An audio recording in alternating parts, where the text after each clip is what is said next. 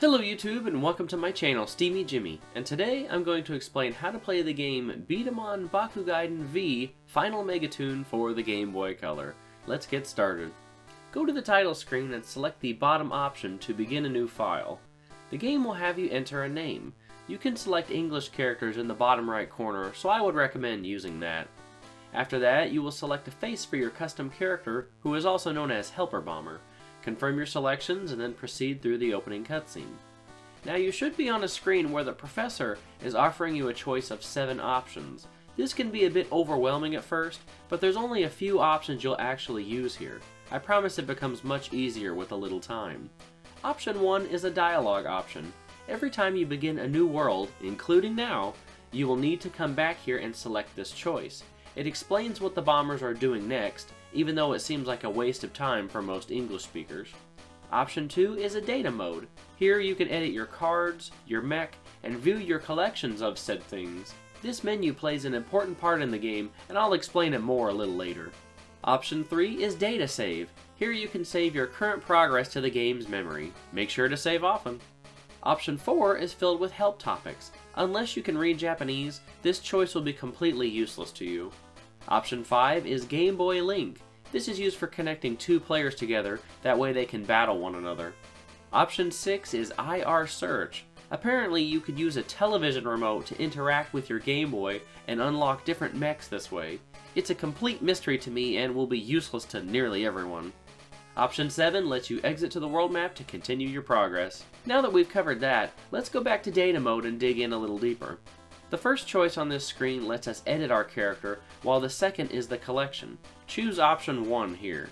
Now we're on a screen where we see our custom character, as well as 3 other bomber characters. You can use any of these characters at any time in the game, but I just use Helper Bomber for the entire game. I'm not sure if there are any battles that require using Helper Bomber, so just be wary of that. Choose a pilot and we're greeted to another 4 choices that allow us to edit things. Option 1 allows us to choose a mech. By default, you have the green machine selected for your custom character, while the other bombers use their respective color-coded mechs. On this screen, you can swap them out for any in your inventory. This is fun because each pilot has varying stats, as well as the mechs, so play around and see which combination works best. I do recommend changing out from the green machine right away, as it has very low stats compared to the others. Option 2 allows you to select an additional robot to join your mech, also known as a B-Droid. The B-Droids each offer individual advantages, such as stat boosts and the ability to move to other terrain. This is another level of custom ability, so play around with these and find a favorable choice. I do recommend always having one equipped at all times. It should be noted that as time goes on, you will unlock more pilots, mechs, and B-Droids. Check back from time to time for any additional adjustments you may want to make. Option 3 allows us to equip cards. You start out with a basic deck, and you will earn a card each time you complete a battle. You can move through the cards with up and down on the D-pad, or by pressing left and right to skip entire pages.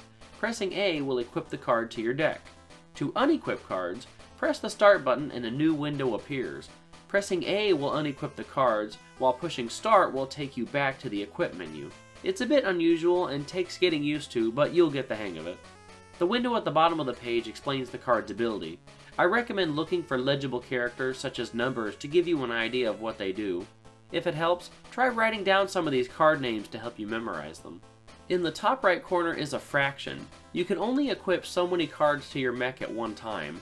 Different mechs will have different limits, so keep this in mind as you customize your character. And lastly, option 4 will show you a status screen. Here you can see your level as well as all of your stats and your equipped B-Droid. It's a nice way to see what you're dealing with overall. Now that you're all equipped and ready to go, let's begin the fun part. Exit to the world map and select your first area. The worlds have to be played in a specific order, despite how the map presents it. In this game, each area is composed of only a few stages and a few battles, which thankfully means no more pesky random encounters. Select your stage and carry on through the dialogue. The characters will almost always ask if you are ready for battle at some point, so select the top option to proceed.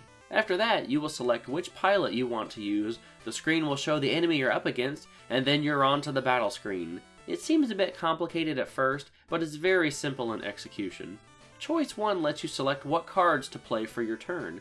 You begin each match with access to all of your equipped cards, so you can use them at any time you like. As you progress and grow stronger, your ability to play more cards during a single turn will increase as well. Choice 2 lets you pick if you want to move your mech. The top option is Sky, the second option is the ground, where you currently are, the third option is Underground, and the final option is Water. The terrains play out like rock, paper, scissors, offering an advantage to you in the right scenario. Sky beats Underground, Underground beats Water, and Water beats Sky. Overall, it's better to be on any terrain besides the regular ground, but it won't ruin your chances of victory if you end up at a disadvantage. Selecting the right mech and B-Droid will allow you to move to the terrain you want, so choose carefully. Choice 3 is Attack and Defense. The mechs have 4 different body parts to them. In order to win, you must destroy the parts of your opponent. The number of parts that must be destroyed vary from enemy to enemy. Some will only take 2, while others need to have 3 or 4 broken in order to win the match. What order you destroy these can have a big impact on how the match plays out. The head unit controls the number of b-daman, or blasts that are shot at once. When this is broken, you won't be able to fire as many. This unit also influences the turn order for combat as well. The upper unit controls defense. When broken, the damage you receive will be much higher than normal. The beta unit controls attack. When broken, your attacks will be weakened and your hit rate will decrease as well. And the leg unit controls evasion. When broken, it becomes more difficult to avoid enemy attacks. Back to the menu at hand, your first selection is what part you wish to attack, and the second selection is what part you wish to defend. This menu must be visited often, and I recommend making a selection every turn. If you do not, there is a chance you will not attack or defend at all. Also, be careful not to select a part that is already broken, as you may end up wasting that turn. Choice 4 is your stats. Select this if you need a refresher during battle. Choice 5 allows you to attempt to run. I never use this the entire game, and most boss fights will block the option anyway. The final choice allows you to initiate the attacks. Once the turns begin, the cards will be played and the mechs will attack. Don't get comfy, as there are still more options open to you.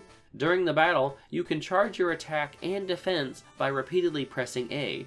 You can do this during an attack, when your mech is charging its blast, as well as during your defense when your green shield appears. This is a useful trick and can give you an edge during combat.